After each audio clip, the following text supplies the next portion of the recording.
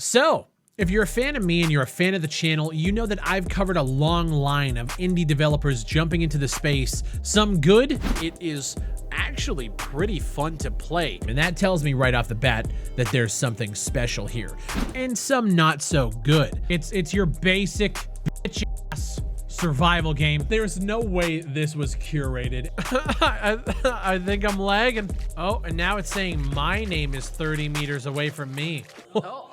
Holy And if you're a fan of me, you know my favorite game of all time is SOCOM 2, and I've talked about it a lot through my YouTube journey as a game I'd love to see return one day. Now, in that chase for SOCOM glory, we have covered a handful of projects looking to bring us that SOCOM experience. Our World's Elite, Project Confrontation, as well as Task Force, and we all know how that last one turned out. We have a verifiable laundry list of developers to avoid on the channel, and one particular dev who back in 2021 went off on a drunken tangent in my DMs when I played their game XIO Survival. The guy didn't like that I wasn't a fan of their game, which featured a very baseline inventory system, a couple of houses in a winter wonderland, and some survival elements, as he was on Indiegogo asking people for money and trying to sell merch related to his development team. And if there's one thing that I can't get behind among all of the things there, is solo developers trying to make open world multiplayer survival games because it's just too damn ambitious. After my video released on XIO Survival, the developer Dirty Bird Games went on to release the game into early access onto Steam, and for the last 4 months or so, the updates to the game have been becoming more and more scarce, with those updates kinda not really bringing a lot of stuff to the table. The last huge update, I think, was back in September. Now, I gotta say, you know, taking on a task like this, going to Steam, making an open world survival game that is co-op, so it has multiplayer and networking, is a pretty ambitious task for one developer. And to pile on more to the plate, we now have this developer making a SOCOM spiritual successor and is on Indiegogo right now asking for more money. Huh.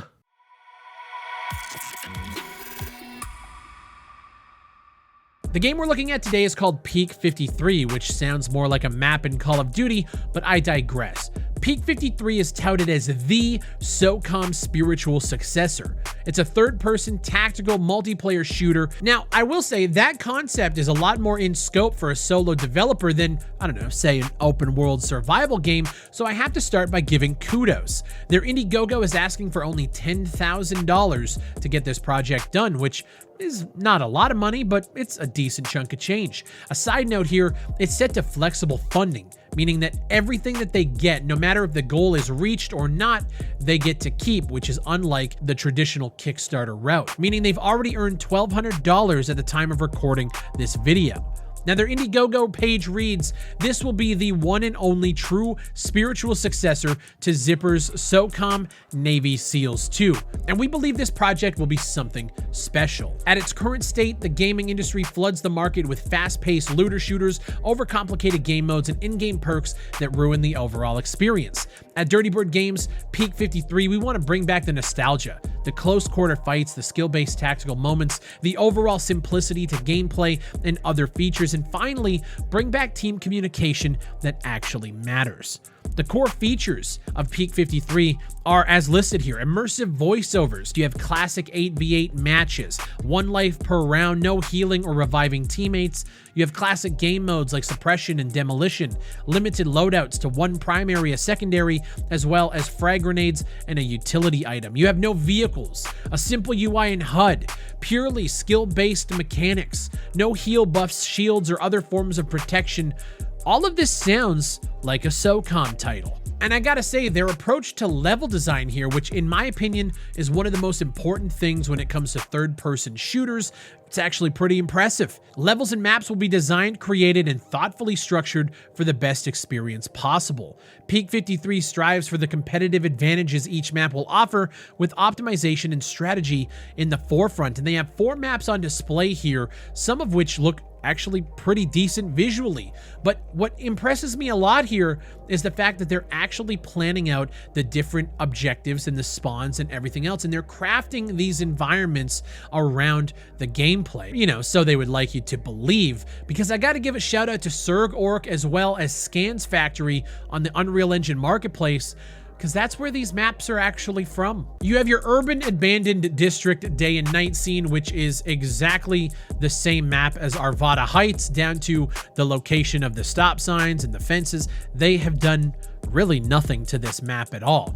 You have your desert town, which is made by Serg Orc, which is what these guys are claiming is called River's End in this game. And while it looks very, very similar, they might have moved some props around to give you the illusion that these guys know how to design a map. And one more shout out I have to give is Sierra Division, who created the industrial sci-fi and modular oil rig, which is basically the exact image that these guys used for their map Anchorage on their Indiegogo page. And I gotta say, man, very impressive stuff from all of these asset creations. I mean, they were so lazy that the picture they used for Anchorage was ripped right from the Unreal Marketplace. You even have the little zoom in icon.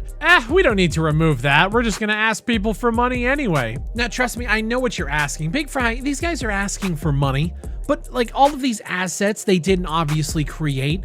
What did they make? Well, let me show you guys the gameplay, and I think that'll answer a lot of questions. As a true professional, your contributions to the defense of the United States and the eradication of terrorist threats. Terrorists across the globe tremble in fear that America's finest are gunning for them. They will think twice before they inflict.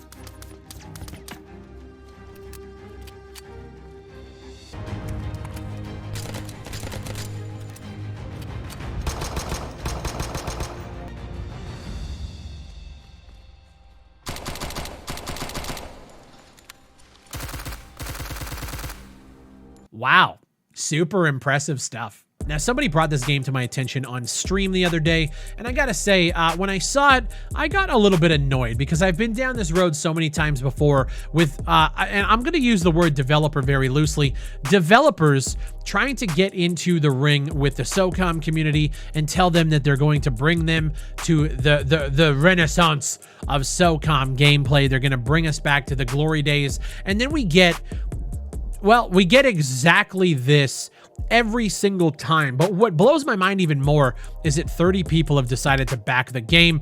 Don't ask me why. There is absolutely nothing here that is redeemable at all. But then when you look at the actual options for backing this game, you have the game sitting at $30 US, and that's at 25% off, mind you. You can buy a double key for $60 US, don't even get a deal on it. And then you can buy more merch.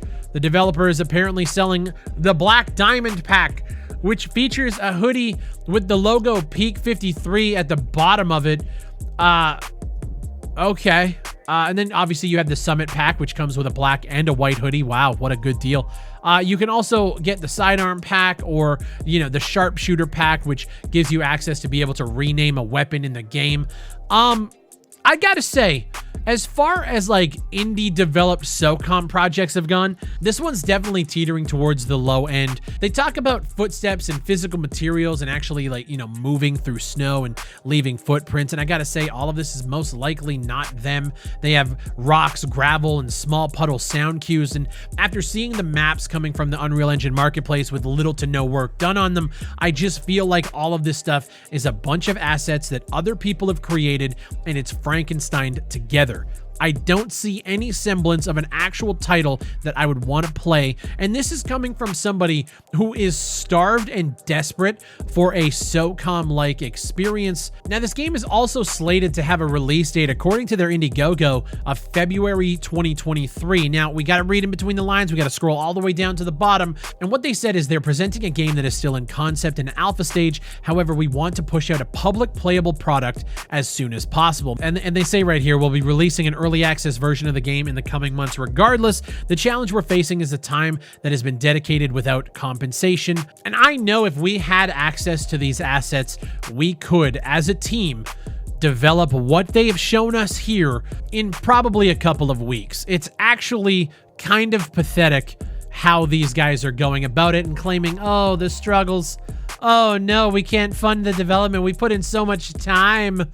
I just don't understand why, A, these guys are going at this so half-assed while then asking for money, and B, how they have the gall to release a game into early access while it is still in early access, announce this, another game that this, again, small dev team from Washington, D.C. area is working on. I don't understand how anybody can look at this and say there's any potential, but that's just one man's opinion. I'm going to leave it up to you guys. Do you see any sort of potential in Peak 53? And as somebody who is maybe a fan of third-person shooters, would this be a game that you would feel comfortable backing? Let me know in the comments down below, and while you're down there, subscribe for more content just like this. My name is Big Fry. Shout out to the 300,000 strong Fry Nation, and I'll see you guys in February.